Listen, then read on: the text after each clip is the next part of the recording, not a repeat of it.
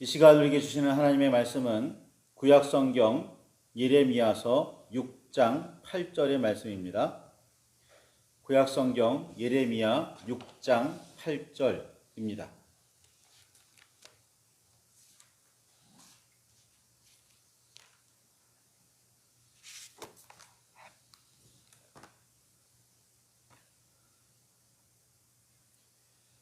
찾으셨으면 우리 함께 말씀을 봉독하시겠습니다. 예루살렘아, 너는 훈계를 받으라. 그리하지 아니하면 내 마음이 너를 싫어하고 너를 형폐하게 하여 주민이 없는 땅으로 만들리라. 아멘. 주님, 우리의 마음을 여시어 말씀을 깨닫게 하옵소서. 아멘.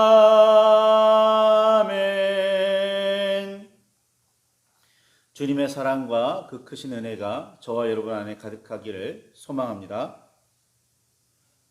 훈계는 가르치다, 타이르다 라는 뜻의 훈과 막아 지키다, 조심하고 주의하다, 알리다 라는 뜻의 계가 합쳐진 단어입니다. 은퇴를 앞둔 모세는 백성을 모두 모아놓은 후에 시내산에서 받은 하나님의 법을 다시 선포하면서 이렇게 말합니다. 신명기 28장 45절과 46절의 말씀인데, 내가 내 하나님 여호와의 말씀을 청종하지 아니하고 내게 명령하신 그의 명령과 규례를 지키지 아니하므로 이 모든 저주가 내게 와서 너를 따르고 내게 이르러 마침내 너를 멸하리니 이 모든 저주가 너와 내 자손에게 영원히 있어서 표징과 훈계가 되리라 라고 말했습니다. 모세의 가르침에 따르면 저주가 내리는 이유는 첫째, 여호와의 말씀을 듣지도 따르지도 않았기 때문이고, 둘째, 그의 명령과 규례를 지키지 않았기 때문입니다. 왜 우리의 삶에 이렇듯 저주스러운 고통과 힘든 일이 넘치는지에 대해 모세는 분명한 대답을 우리에게 주고 있습니다. 물론 이런 고통이나 힘든 일이 단지 하나님의 표징과 훈계만은 아닐 겁니다. 악마가 사탄이 우리를 시험하는 거기도 할 거고 유혹하기도 하는 거기 때문에, 또 우리가 자초하는 일이기도 할 거기 때문에 딱 이거다라고 한마디 말할 수는 없겠지만, 그래도 우리에게 저주스러운 일들이 넘치는 이유는 하나님의 말씀을 듣지도 따르지도 않았기 때문이고 그의 명령과 규례를 지키지 않았기 때문이라는 사실은 분명합니다. 잊지 마시기 바랍니다. 흐트러뜨리지 마시기 바라요. 희미하게 만들지 마세요. 명령과 규례는 법조문들이라면 말씀은 여호와의 음성입니다. 여호와께서 선포하신 법을 지키지도 않을 뿐더러 목소리조차 듣기를 싫어하기에 저주가 임하게 됩니다. 저주는 매나 회초리에 비유할 수 있겠습니다. 우리는 미운 놈 떡 하나 더 준다 라는 속담을 기억하고 있습니다. 그런데 이 속담은 본래 전체의 구절을 전체를 다 이야기한다면 귀한 자식 매 한 대 더 때리고 미운 자식 떡 하나 더 준다 입니다. 우리는 그 뒷부분만 기억하고 있는 거예요. 귀한 자식 매 한 대 더 때리고 미운 자식 떡 하나 더 준다. 우리는 속담의 일부만 기억하고 필요한 부분만 잘라내 말하고 있습니다. 본래의 속담에 따르면 매를 맞는 자식은 부모가 그만큼 귀하게 여긴다는 말이고, 떡 하나 더 받아먹는 자식은 미운, 그래서 버림받은 자식이라는 뜻입니다. 그래서 잠언에서 솔로몬은 아이를 훈계하지 아니하려고 하지 말라, 채찍으로 그를 때릴지라도 그가 죽지 아니하리라 라는 말을 남겼습니다. 죄와 악으로 가득한 멸망의 길을 걷게 할 생각이라면 몰라도 훈계를 그치면 안 됩니다. 멸망에 이르게 하려면 훈계를 그치면 됩니다. 그래서 하나님께서는 종종 사람의 마음을 완악하게 하십니다. 완악한 마음은 하나님의 훈계를 받아도 귓등으로도 듣지 않습니다. 따라서 멸망으로 치달을 수밖에 없습니다. 하나님께서 완악하게 하셨다는 말은 멸망이 확정되었다는 뜻입니다. 대표적으로 여호와께서 완악하게 하신 사람 기억하시나요? 출애굽기에 보면 이집트의 파라오와 그 백성을 완악하게 하셨다는 사실을 알 수가 있습니다. 그 결과 어떤 일이 일어났습니까? 10번의 재앙을 이집트 사람들은 겪어야 했습니다.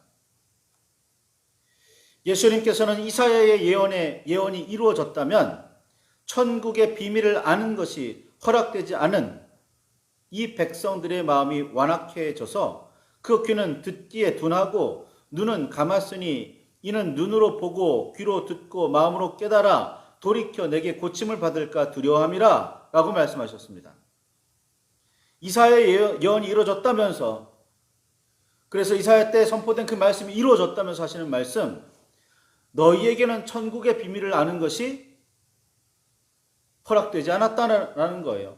왜냐하면 그 마음이 완악해져 있기 때문이라는 겁니다. 이는 여호와께서 이사야를 통해 당시 유다와 이스라엘 백성에게 선포하게 하신 말씀을 다시 기억나게 하시려고 언급하셨다는 사실을 알 수가 있습니다. 이사야 6장 9절과 10절의 말씀에 보면 너희가 듣기는 들어도 깨닫지 못할 것이요 보기는 보아도 알지 못하리라 하여 이 백성의 마음을 둔하게 하고 그들의 귀가 막히고 그들의 눈이 감기게 하라.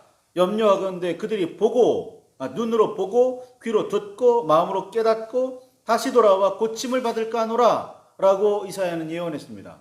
하나님은 구원하시는 분, 하나님은 고치시는 분, 하나님은 생명을 주시는 분이라고 알고 있는데, 용서하시는 분이라고 알고 있는데, 이사야 뭐라고 예언하냐면 가서 선포는 하되 깨닫지 못하게 해라, 듣지도 못하게 해라 라고 말씀하고 계시다는 거예요. 왜요? 듣고 깨달을까 봐 오히려 걱정된다라는 말씀을 하세요. 왜요? 멸망이 확정되었기 때문이에요. 그들이 깨닫고 돌아오면 용서하실 텐데 멸망이 확정된 이상 깨닫고 돌아오면 안 된다는 겁니다. 참 아이러니한 표현, 아이러니한 선포입니다. 여호와의 말씀에 대해 마음이 둔해지고 귀가 막히고 눈이 감기는 이유는 하나님께서 징계와 벌을, 멸망을 확정하셨다는 뜻입니다. 그러니 참 그리스도인이요 진실로 여호와를 섬기는 하나님의 백성이라면 여호와 하나님의 말씀에 민감해야 합니다. 그냥 대충 들어 넘기면 안 됩니다. 마음에, 가슴에 새겨야 합니다. 언제 어떤 상황에서도 들으려고 힘써야 하고 눈이 감기지 않도록 늘 깨어 있어야 합니다. 여호와의 명령에 따라 노아가 방주를 지을 때 매우 오랜 기간이 걸렸습니다. 성경이 이에 대한 명확한 기록은 없지만 변변치 않은 도구를 가지고 노아의 가족들이 모두 참여했다고 해도 남녀 합해 겨우 8명이 몇 달 내로 지어낼 수 있는 크기가 아니었습니다. 큰 나무를 벌목하고 다듬어 목재로 만들고 세상의 모든 동물이 몇 마리씩 이기는 하나 빠짐없이 들어갈 정도로 큰 배를 짓는 일이었습니다. 정확하게 알 수는 없지만 대략 수십 년에서 100여 년 넘게 걸렸으리라 예상하곤 합니다. 노아가 그 큰 배를 굳이 산 꼭대기에 그렇게 오랜 기간 건설한 이유는 무엇일까요? 사람들이 보게 하려고 했기 때문입니다. 오늘날에도 이런 사람이 있다면 산꼭대기에다가 터무니없이 큰 배를 혼자서 짓고 있는 그 모습을 본다면 호기심에서라도 찾아가 구경하려고 할 테니까요. 도대체 왜 그러는 거야? 도대체 뭔 짓이지? 라고 말이죠. 그리고 궁금해하는 사람들에게 노아는 방주를 짓는 이유를 설명했으리라 여겨집니다.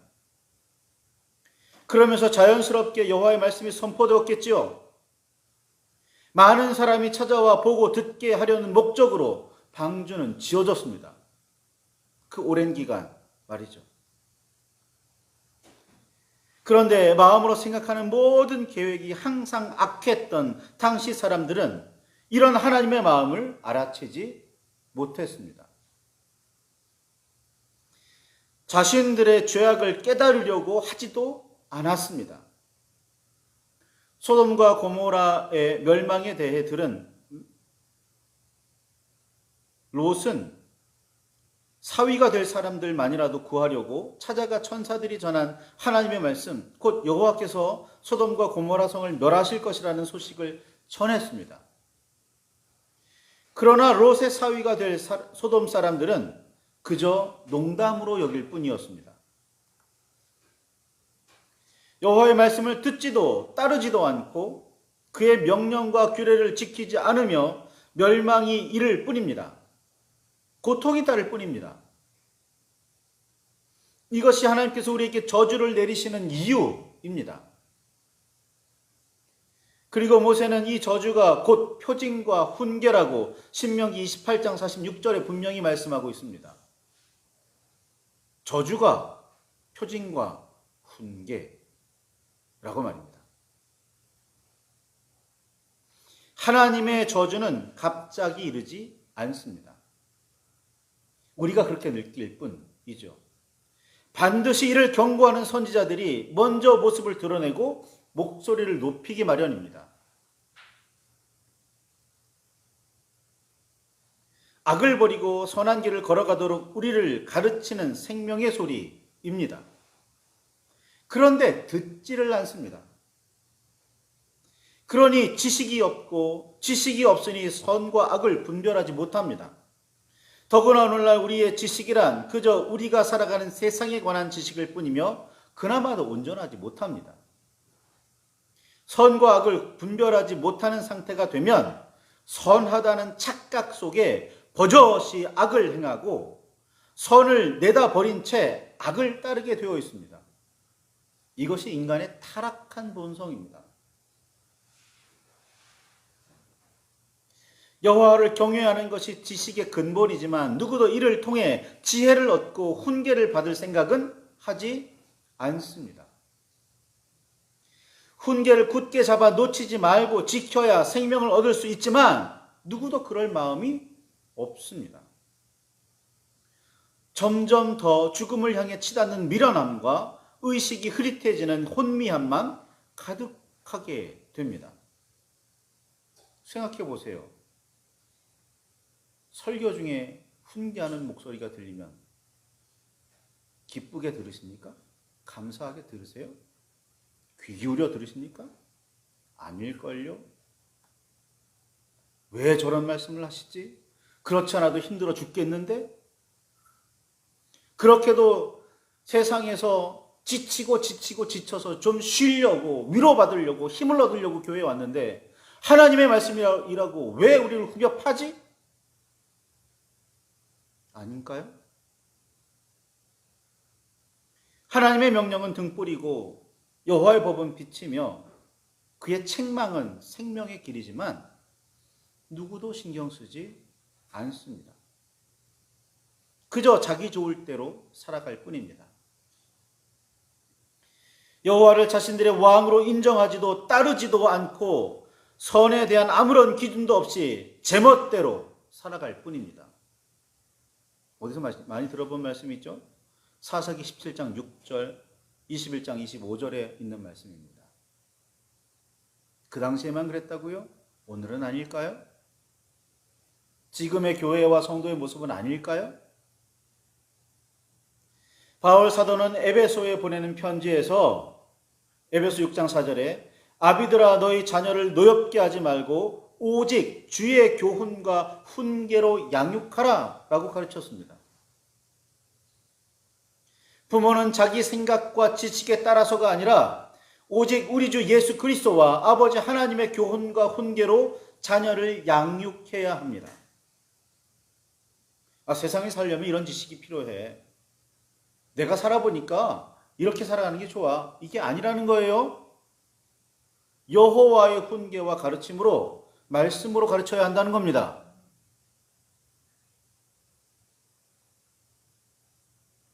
이것이 부모의 도리입니다. 영유아 세례 때 부모들이 대신 교육을 받으며 문답을 대신 답하는 이유입니다. 적어도 하나님의 여호와의 백성이며 그리스도의 제자라면 여호와의 교훈과 훈계로, 그리고 그리스도의 가르침으로 자녀를 길러야 합니다. 그러나 오늘 교회 다니는 사람 중 대부분은 성경보다는 교과서를 더 중요하게 여긴다는 사실을 부정할 수 없습니다. 아닌가요? 학교는 어떻게든 보내도 교회는 힘들다면 보내지 않아도 된다고 생각하진 않나요? 특히나 고3 학생들에게. 예레미야 선지자는 예루살렘을 향해서 이렇게 외칩니다. 너는 훈계를 받으라. 그리하지 아니하면 내 마음이 너를 싫어하고 너를 황폐하게 하여 주민이 없는 땅으로 만들리라. 하나님의 목소리입니다. 하나님께서 말씀하시니 귀를 기울여 들으라는 말씀입니다. 그 말씀대로 삶을 돌이켜 새롭게 하라는 말씀입니다. 여호와께로 돌아와 하나님의 법에 따라 악을 버리고 선하게 의롭게 살라는 말씀입니다. 정의와 공의를 행하며 살라고 말입니다. 많은 신앙인이 오해하고 있는 부분이 있습니다. 좋은 믿음의 사람이란 예배에 빠지지 않고 헌금을 잘 드리며 교회 행사에 적극적으로 참여하는 사람이라고 생각하곤 합니다. 그러나 이는 반쪽짜리 신앙입니다. 참 신앙인은 믿음의 공동체 안에서나 밖에서나 모두 인정받는 사람입니다. 사도행전 6장 3절에 보면 초대교회의 사도들은 7 집사를 세우면서 신망이 있고 성령과 지혜가 충만한 사람을 택하도록 했습니다. 세 번역의 표현이죠. 성령과 지혜가 충만한 사람은 교회 안에서의 덕목이고 신망이 있음은 교회 밖에서의 덕목입니다. 바울은 디모데에게 믿음의 공동체 안에서 일꾼을 세울 때는 교회 안에서는 물론이요, 교회 밖의 사람들에게도 선한 증거를 얻는 사람이어야 하며 깨끗한 양심을 가진 사람이어야 함을 강조하고 또 강조했습니다. 디모데전서 3장 1절에서 13절을 읽어보시기 바랍니다. 믿음의 비밀만 가지고 있다고 해서 참 그리스도인이 아닙니다. 예언할 줄 알고 방언할 줄 안다고 참 그리스도인 아닙니다. 참 그리스도인, 진정한 하나님의 사람은 우리 주님 앞에서뿐만 아니라 세상 앞에서도 진실하고 성실해야 합니다. 기도 몇 시간 했다고 중요한가요? 아니요. 세상 가운데 선을 행하고 악을 버릴 줄 아는, 악에 저항할 줄 아는 사람이어야 합니다. 진정한 하나님의 사람은 우리 주님 앞에서뿐만 아니라 세상 앞에서도 진실하고 성실해야 합니다. 여호와의 교훈과 훈계를 바르게 받았다면 하나님 앞에서나 세상 앞에서나 부끄럽지 않아야 합니다. 하나님 앞에서는 울부짖으며 믿음이 있는 것 같은데 세상 앞에서는 부끄러운 모습이라고요? 반쪽짜리도 안 되는 신앙일 가능성이 더 큽니다. 예레미야는 요시야 왕 시절에 활동을 시작해 유다 나라가 멸망하여 많은 백성이 바벨론의 포로로 끌려가고 남은 몇몇은 그나마 이집트로 망명하는 모습을 눈으로 보았고 직접 겪었던 선지자입니다. 요시야 왕이 잃어버렸던 율법책을 되찾고 잊었던 유월절을 회복하며 애를 썼지만 유다의 온 백성은 모두 여호와를 향한 진실한 마음을 회복하고 선을 행하는 참된 삶을 살게 하지는 못했습니다. 요시야 왕의 영향력이 부족했기 때문이라기보다 백성이 그만큼 완악했기 때문입니다. 예레미야는 그 완악한 마음을 가진 백성을 향해 여호와의 훈계를 받으라고 외쳤습니다. 그렇게나 완악해서 귓등으로도 듣지 않는 백성이지만 그래도 하나님께서는 외치게 하셨습니다. 이게 하나님의 사랑이고 하나님의 본래 마음입니다. 내가 너희의 마음을 완악하게 해서 너희가 그 말을 듣고 회개하리라 돌아올까 봐 걱정된다 말씀하셨지만 정말 걱정하셨다면 말씀 선포하지를 않으셨을 겁니다. 돌아오라고 깨닫고 돌아오라고 회개하라고 말씀하지들 자체를 하지 않으셨을 거예요. 선지자 보내지 않으셨을 겁니다. 예수님을 왜 굳이 보내셔서 십자가에 돌아가게 하세요? 그건 여전히 우리를 향해서 희망을 품고 소망을 가지고 돌아오기를 바라시기 때문인 겁니다. 여호와 하나님의 훈계에 귀를 기울이시기 바랍니다. 예수 그리스도의 가르침을 마음에 새기시기 바랍니다. 성령의 손길을 맞잡으시기 바랍니다. 그래서 하나님의 사랑, 하나님 사랑과 이웃 사랑을 동시에 이루시는 믿음과 더불어 정의와 공의를 온전히 행하시기를 바랍니다. 여호와의 훈계를 귀담아 들으시는 저와 여러분이 되시기를 소망합니다. 말씀을 붙들고 깊이 묵상하시기 바랍니다. 기도하시기 바라요. 결단하시기 바랍니다. 대충 그럴듯한, 무늬만 그럴듯한 성도, 교인 말고 참 그리스도인, 진정한 하나님의 사람이 되시기를 바랍니다. 그러기 위해서 이 시간 깊이 기도하시며 온전히 결단하시는 저와 여러분이 되시기를 소망합니다.